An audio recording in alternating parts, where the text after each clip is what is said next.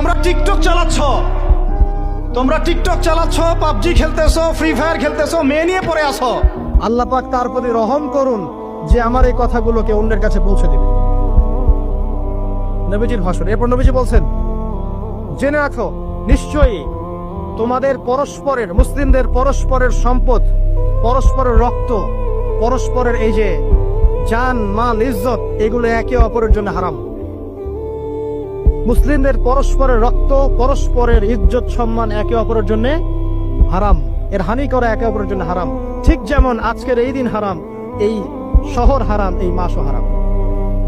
নবী করিম সাল্লাল্লাহু আলাইহি ওয়াসাল্লাম বলছিলেন, জেনে রাখো তিনটা বিষয়ে যেন তোমাদের অন্তর কখনো খেয়ানত না করে। তিনটা বিষয়ে তোমাদের অন্তর যেন কখনো খেয়ানত না করে। এক, তোমরা যে কাজটাই করবা শুধু আল্লাহ পাকের সন্তুষ্টির জন্য করবে। তোমরা যে কাজই করবে